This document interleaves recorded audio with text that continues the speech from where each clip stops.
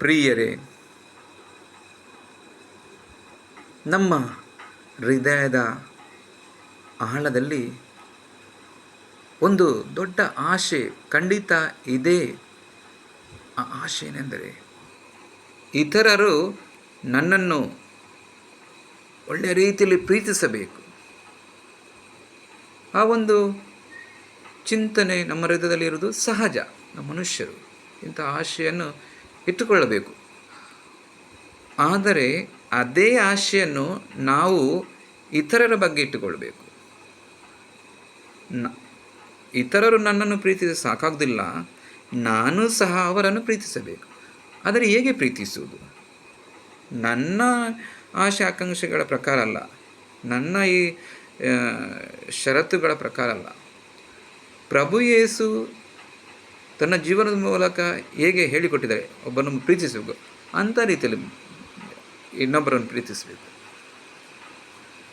ಕೆಲವು ಸಲ ನಾವು ತುಂಬ ಸಮಯ ಇತರನ್ನು ಪ್ರೀತಿಸಲಿ ಕಳೆಯುತ್ತೇವೆ. ಪರವಾಗಿಲ್ಲ, ತಪ್ಪಲ್ಲ. ಆದರೆ ಕೆಲವು ಸಲ ನಮ್ಮನ್ನು ನಾವೇ ಪ್ರೀತಿಸಬೇಕು. ಕೆಲವು ಸಲ ನಮ್ಮನ್ನು ನಾವು ಪ್ರೀತಿಸುವುದಿಲ್ಲ, ನಮ್ಮ ಶರೀರಕ್ಕೆ ಹೇಗೆ ಬೇಕಂದು ನಡೆದುಕೊಳ್ಳುತ್ತೇವೆ. ಸರಿಯಲ್ಲ ಅದು.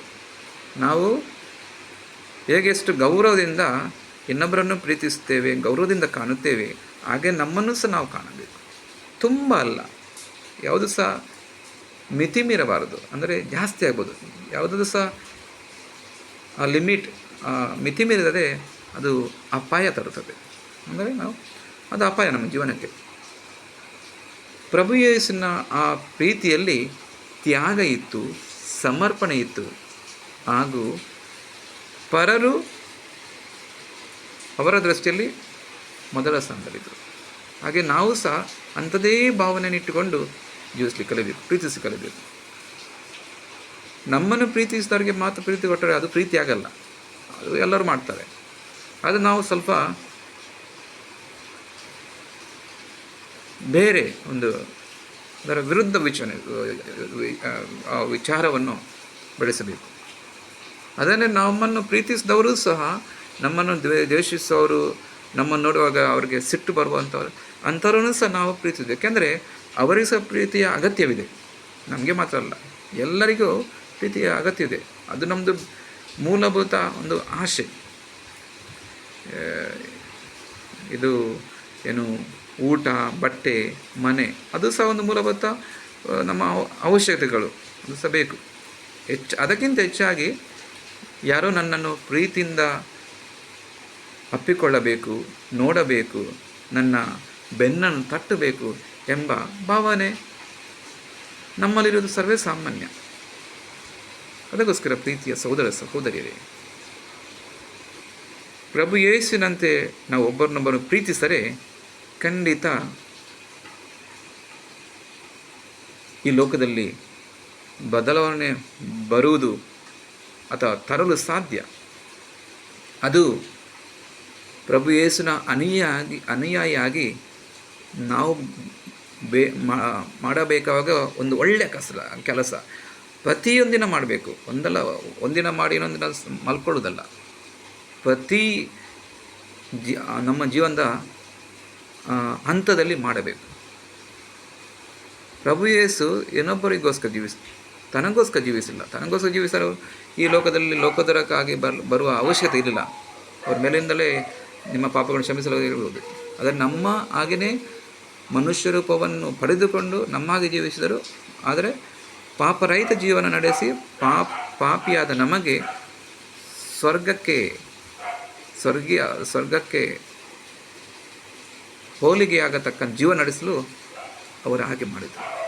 ಪ್ರಿಯರೇ, ನಾವು ಎಂದಿಗೂ ಪ್ರಭು ಯೇಸು ಮಾಡಿದ ಆ ಒಂದು ಒಳ್ಳೆಯ ಕೆಲಸವನ್ನು ಬದಿಗೊತ್ತಂತಿಲ್ಲ. ಯಾಕಂದರೆ ಅವರು ತಮ್ಮ ಜೀವನದಲ್ಲಿ ಕ್ರಾಂತಿಕಾರಿ ಚಿಂತನೆ, ಮಾತು ಹಾಗೂ ಕಾರ್ಯಗಳನ್ನು ಮಾಡಿದ್ದರು. ಕೆಲವರಿಗೆ ಸ್ವಲ್ಪ ಈ ಒಂದು ಕ್ರಾಂತಿಕಾರಿ ವಿಚಾರ ಇಷ್ಟವಾಗುವುದಿಲ್ಲ. ಆದರೆ ನಾವು ಹಾಗೆ ಜೀವಿಸಬೇಕು. ಆವಾಗ ಮಾತ್ರ ಈ ಒಂದು ಮನುಷ್ಯ ಜೀವನಕ್ಕೆ ಒಂದು ಅರ್ಥ ಸಿಗ್ತದೆ. ನಮ್ಮ ಈ ಪ್ರಪಂಚದಲ್ಲಿ ನೋಡುವಾಗ ಹಲವಾರು ಜನರು ಸಮಾಜಕ್ಕೆ, ಜನರಿಗೆ ಕೆಡುಕು ಮಾಡೋದರಲ್ಲೇ ತಮ್ಮ ಸಮಯ ಕಳೆದು, ಅದು ಸರಿಯಲ್ಲ. ಮನುಷ್ಯ ಜೀವನ ಇರುವುದು ಯಾರಿಗೆ ಕೆಡುಕು ಮಾಡಲಿಕ್ಕೆ ಅಲ್ಲ, ಒಳಿತು ಮಾಡಲಿಕ್ಕೆ. ಅದಕ್ಕೋಸ್ಕರ ನಾವು ಈ ಒಂದು ನಮ್ಮ ಒಳ್ಳೆಯ ಈ ಮನುಷ್ಯ ಜೀವನವನ್ನು ಎಂದಿಗೂ ಪ್ರಾಣಿಯಂತೆ ಜೀವಿಸದಿರೋಣ. ಅದು ಮಾಡಿದಲ್ಲಿ ದೇವರ ಮುಂದೆ, ಜನರ ಮುಂದೆ ತಪ್ಪಿತಸ್ಥರದು. ಅದಕ್ಕೋಸ್ಕರ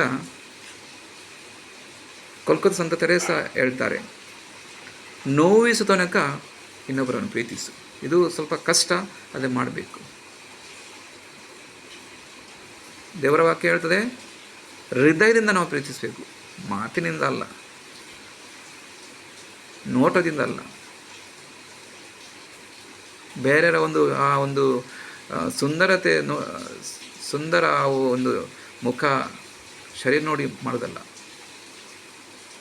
ಅವರನ್ನು ದೇವರ ಪ್ರತಿರೂಪಗಳೆಂದು ಮನಗಂಡು ಅವರನ್ನು ಪ್ರೀತಿಸುವುದು. ಆವಾಗ ಮಾತ್ರ ನಾವು ಕ್ರೈಸ್ತರಂತೆ ಆಗಲಿಕ್ಕೆ ಸಾಧ್ಯ.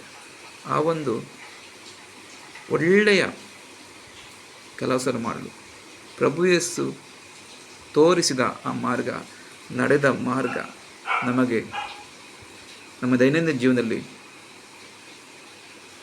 ಪ್ರೇರಣೆ ನೀಡುವಂತಾಗಲಿ ಎಂದು ಪ್ರಾರ್ಥಿಸೋಣ.